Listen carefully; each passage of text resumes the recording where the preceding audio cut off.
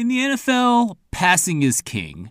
To get up to date for the upcoming 2022 season, you need to know about which players who change teams will impact the passing game. You need to know about wide receivers like Tyreek Hill and Davante Adams, who will have an obvious impact on their new teams. But coverage players matter as well. As an analytics podcast, I'm going to dig into the key metrics to look at these players, both on offense and defense. As a math guy, I'm obsessed with symmetry, and that's going to be apparent in this episode, even if I have to do a little extra work on defense. Let me explain.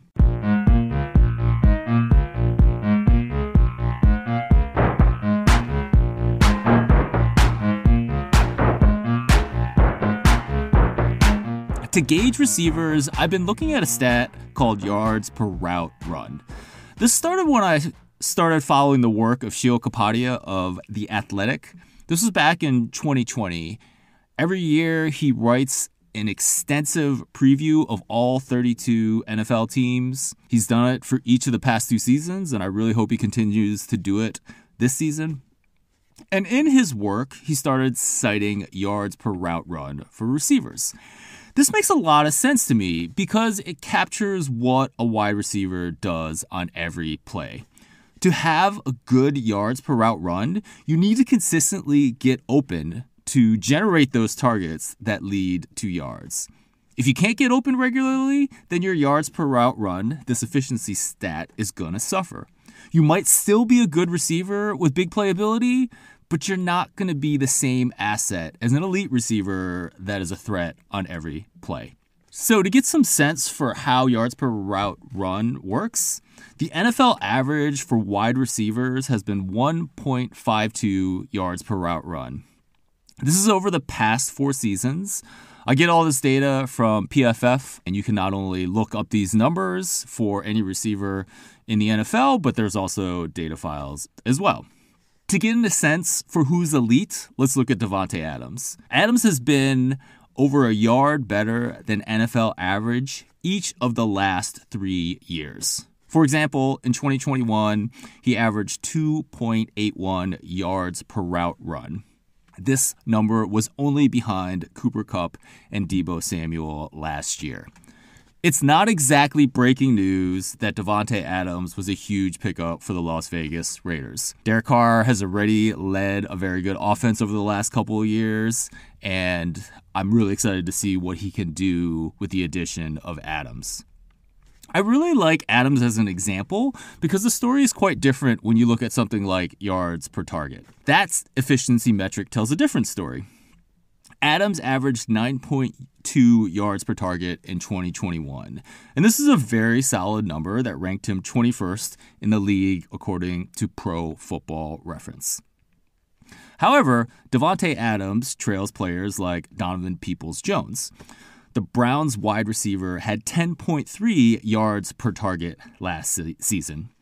And this is a number that actually ranks Peoples-Jones ahead of Cooper Kupp as well. But when you look at the yards per route run for Donovan Peoples-Jones, he had a quantity of 1.46 yards per route run. That was actually below the NFL average last season. No one is going to mistake Donovan Peoples-Jones for the elite wide receivers that Davante Adams and Cooper Kupp are. This metric, yards per route run, certainly captures that.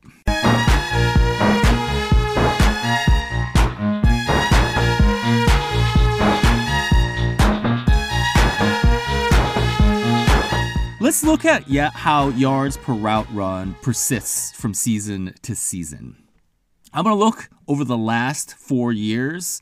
So I'm going to take 3 different 2-season periods. So for example, I'll look at how 2018 numbers correlate with 2019 numbers, so on and so forth. When I did my analysis, I restricted it to receivers that had at least 80 routes in each season. So to look at how predictive yards per route run is, I'm going to talk about the R-squared value between season to season. And this value essentially explains how much of the variance of yards per route run one year is explained by the previous season. The higher the R-squared value, the more predictive that this quantity is, the more that we trust this quantity in our analysis. If you're a math person, this is all familiar to you. If this is foreign to you in any way, I made a visual explanation of R-squared and linear regression on my site. You can check out thepowerrank.us. That is a URL that'll take you to a place on my site where you can check out my visual explanation for regression and R-squared. For wide receivers, the R-squared from year to year is 0.255. That's reasonably predictive. It essentially means that about a quarter of the variance in 1 year is explained by what the receivers did the previous season. 0.255 for an R-squared value certainly signifies that this is a predictive statistic and something that we should use in looking at wide receivers. We can also contrast what we see for yards per route run with another metric, PFF grades. PFF charts every single play in every NFL game, and they assign on every play a grade for that player. And this turns into the PFF grades, and that's the hallmark of the data science that they do over there. When you look at PFF receiving grades, they're actually stickier than yards per route run. So for wide receivers, the R-squared for PFF receiving grades is 0.390. So that's larger than the 0.255 that we found for yards per route run. I wouldn't make too much of this. It may be that it's easier for PFF to chart wide receivers, but we actually see the opposite for tight ends. For tight ends, yards per route run was stickier than the PFF grades. I think both of these quantities are useful for looking at receivers.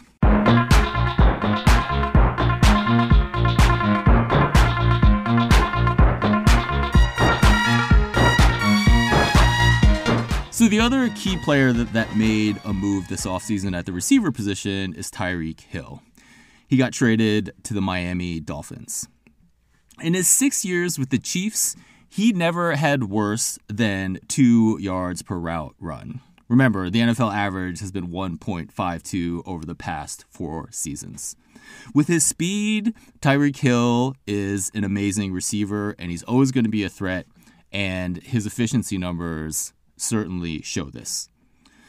Even with those excellent efficiency numbers, Hill has not been better than Davante Adams in yards per route run in any of the last 3 seasons. For example, in 2021, last season, Hill had 2.14 yards per route run. Adams was much better at 2.81 yards per route run. In terms of pure efficiency, Adams has been on a different level than Tyreek Hill over the last 3 seasons. But Hill is a great receiver, and now we need to ask the question, how is he going to fare now that he's not getting thrown to by Patrick Mahomes? Instead of probably a future Hall of Famer, he's going to get passes from Tua Tagovailoa, a quarterback in his 3rd year that's still trying to prove himself with the Miami Dolphins. There is some evidence that the quarterback doesn't matter that much. As an example, we can look at DJ Moore of the Carolina Panthers. He's been pretty good over the last 4 seasons, despite the variety of quarterbacks that have thrown to him. In 2018, he got passes from Cam Newton, and he averaged 1.81 yards per route run. In 2019, Kyle Allen was throwing passes to him, and he did even better. He averaged 2.03 yards per route run, and it really didn't matter that head coach Ron Rivera got fired during the season. The next year, in 2020, Matt Rule came on as a head coach, and he brought Teddy Bridgewater to throw to DJ Moore. And Moore had his best season of the last 4. He averaged 2.23 yards per route run. His quarterback changed again in 2021. Last season, he had Sam Darnold throwing him passes with a sprinkling of Cam Newton. DJ Moore still averaged 1.86 yards per route run. Moore might be an outlier, but at least he's an example of a receiver that has performed in terms of yards per route run, no matter who is throwing to him. And for Tyreek Hill, we have a little bit of data that suggests he's going to be good. He had Alex Smith as his quarterback for his first 2 years in the league, and he was still very efficient. He had 2.18 yards per route run as a rookie.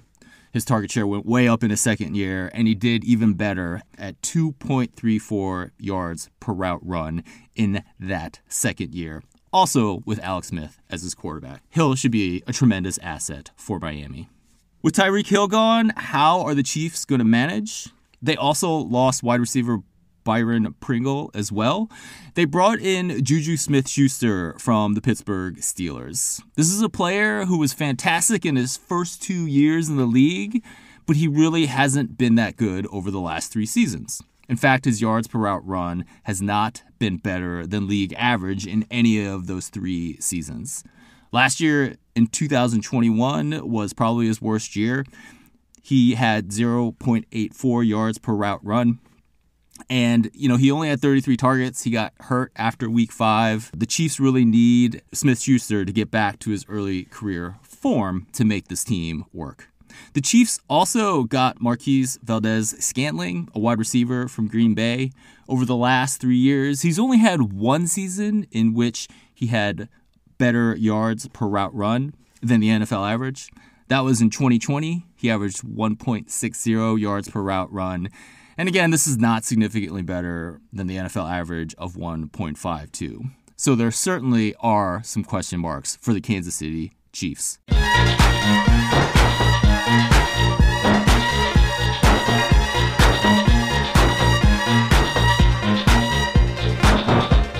As a math guy, I'm obsessed with symmetry.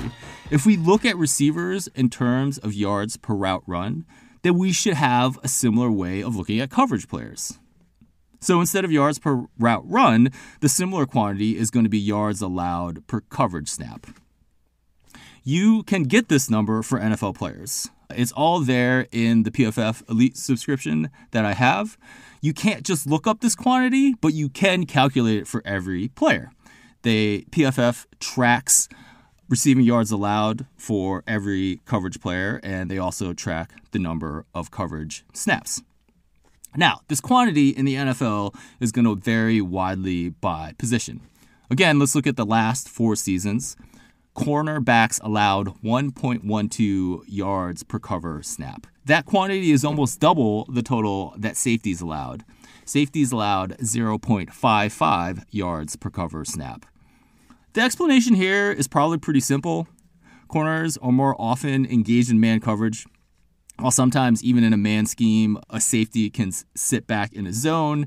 So it's probably the scheme that explains the difference in yards per cover snap between different positions. Linebackers are the other players that are also in coverage a lot. They allow 1.01 yards per cover snap. This is a lower quantity than cornerbacks, but this doesn't mean that they're better coverage players. Cornerbacks are paid to cover, and they face the most dangerous weapons at wide receiver. Linebackers are probably more often covering the less dangerous tight ends and running backs. So now we have this great stat in terms of yards per cover snap, and we should look at how predictive it is. And the sad news here is that it really isn't predictive at all. Again, let's look at the last 4 seasons, and we'll look how yards per cover snap correlates from year to year. The R-squared value here is 0.018. Less than 2% of the variance in yards per cover snap is explained by what happened the previous year. That's not good. It's not a sticky number, and you need to use caution in using it. However, coverage statistics tend to be noisy in general. So again, let's consider PFF coverage grades. So again, this is the analogous thing to the receiving grades that I talked about in the earlier section. PFF charts every single play and assigns every player a grade on every play. If we look at PFF coverage grades, the R-squared from season to season is 0.047. Again, this is about 5% of the variance is explained from year to year for PFF coverage grades. This doesn't imply a lack of skill in coverage. It just means that coverage stats are very noisy. And it behooves you to look at multiple years of data to assess the skill and coverage for any particular player.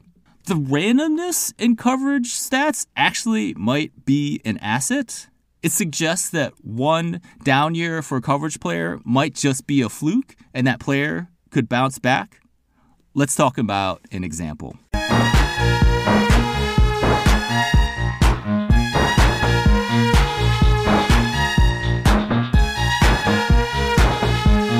As an example of a coverage player, consider Casey Hayward Jr.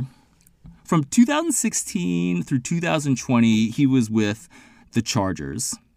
And for the first 4 out of those 5 years, he never had a coverage grade worse than 75. Coverage grades go from 0 to 100, and for some perspective, the NFL average cover grade is 62 for cornerbacks that had at least 100 coverage snaps. For Hayward, his yards per cover snap were also very good. In 2018, he allowed 0.76 yards per cover snap.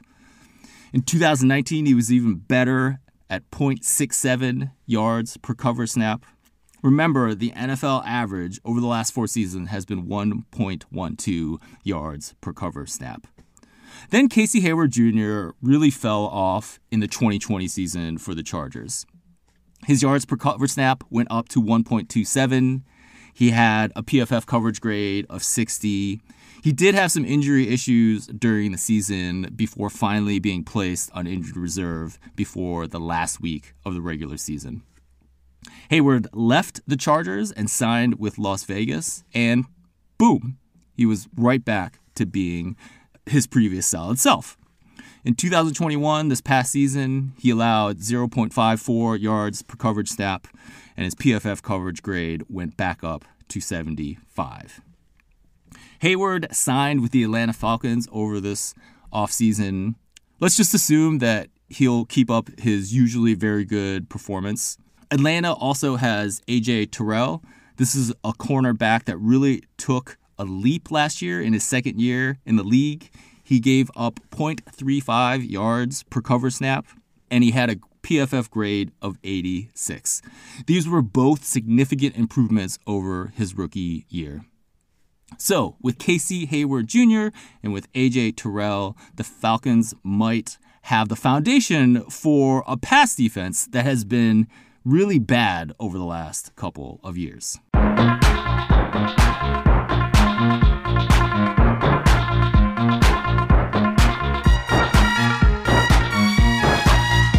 Before we end, let's look at one more player that could bounce back this season. That player is Kyle Fuller. This cornerback spent his first 6 years in the league with the Chicago Bears. He was very solid. For example, in 2020, he allowed 0.75 yards per cover snap and had a very good PFF coverage grade of 70. Before last season, he signed with the Denver Broncos, and this was considered a very big acquisition for defensive-minded head coach Vic Fangio. But it didn't work out. Fuller wasn't that good last year. He had 1.35 yards per cover snap, and he had a terrible PFF coverage grade of 41. But is this just a one-year fluke? Could Kyle Fuller be a bounce-back candidate just like Casey Hayward Jr. last season? Baltimore certainly thinks so. They signed him, and he will be with the Ravens in this upcoming season. Thank you for listening to this episode of the Football Analytics Show. My name is Ed Fang, your host. If you enjoyed this episode, please check out my free sports betting email newsletter. This is a free service that gives data-driven betting information that strives to be 3 things. 1, valuable. 2, concise. 3, entertaining. Smarter sports betting in under 5 minutes. This is unsolicited feedback on the newsletter. Quote, "This newsletter is one of my must-read things that I actively look forward to reading as soon as I see it. It's just the right length with the right amount of information. A timeless classic." End quote. That was an email from Joe G. If you sign up, I will send you my top 5 sports betting podcast episodes.